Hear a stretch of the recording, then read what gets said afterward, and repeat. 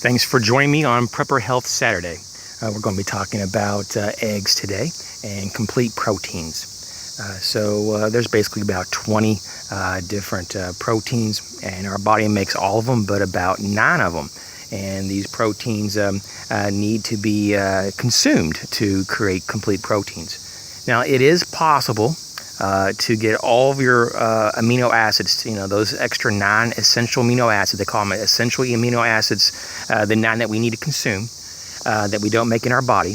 We can get them all through plants, diversified though, and there's really almost no plants that have a high level of any or a complete amount. Now, soybeans, they do have all of them, but there's 2 of the amino acids are very low amounts, and it's not adequate at all. But in general, though, it's not really a practical thing or just logic. Like just for the average person, the means that you would have to wiggle around to get all of your 9 essential amino acids by being a vegan is a little bit more beyond the average person would want to do. And you'd have to be very mindful of what you're eating constantly and have it all planned out every day. So this is something that is not practical for probably over 95% of the population to be vegan. It doesn't really make a lot of sense to me personally why you would want to do that. I think that it just makes a lot more sense to at least introduce one clean source of a complete protein that's already intact, like eggs.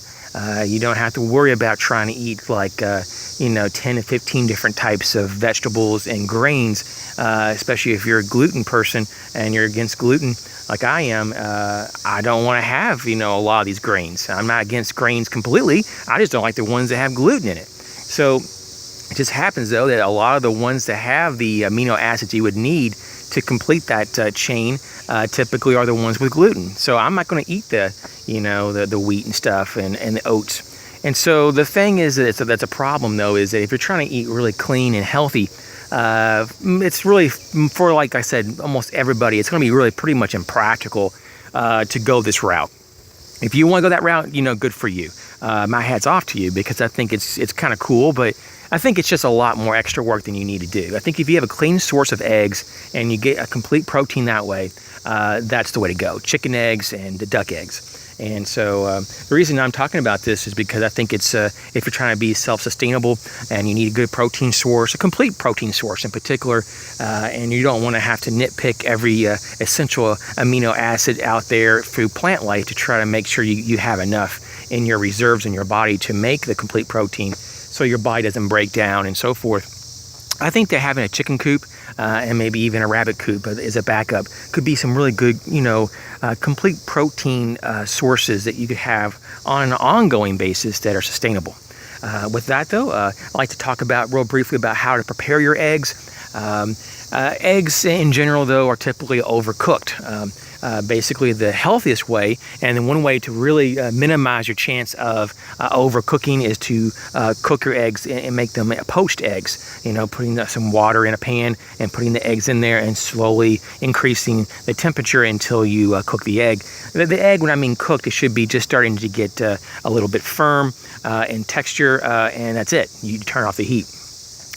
This thing about throwing big slabs of margarine on a really hot pan and throwing the eggs in there is definitely no good. And so if you do have to, pan fry, which is not the worst thing, just use very low heat at the whole time. And it may take a lot longer to cook it, but you won't have any kind of damage to your protein in your food, in your eggs. So you can cook it on low heat and only use butter. Butter is much more shelf stable and heat stable, unlike margarine, which is full of oils, especially if it's vegetable oils. It's horrible. Vegetable oils oxidize. When they oxidize, they become a vascular inflammatory agent. They're inflammatory by nature, and they are not good. It will contribute highly to heart disease and plaque buildup, because it's going to destroy the liner of your arteries. So margarine is a no-go. Just use regular butter. But in terms of cooking, though, poached eggs is by far the best. If you want to know how and what are the symptoms of an overcooked egg, especially like if you boil an egg, if it starts to have a little green tint, then that you can tell that it's overcooked. The green tint is actually a part of the protein molecules breaking down, and so you've damaged the protein structure on part of that egg. So you never want to see tints of green on your egg.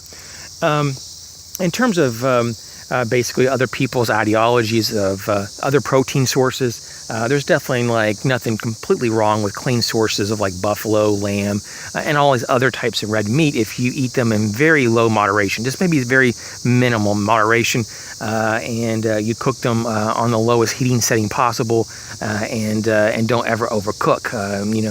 Medium rare is pretty much the best you'd want to cook those.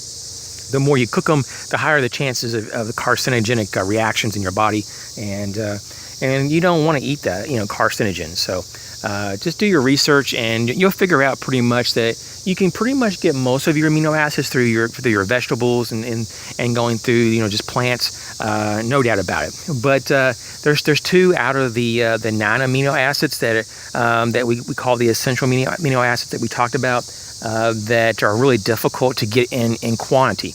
And so those 2 out of the 7 are going to be a real booger.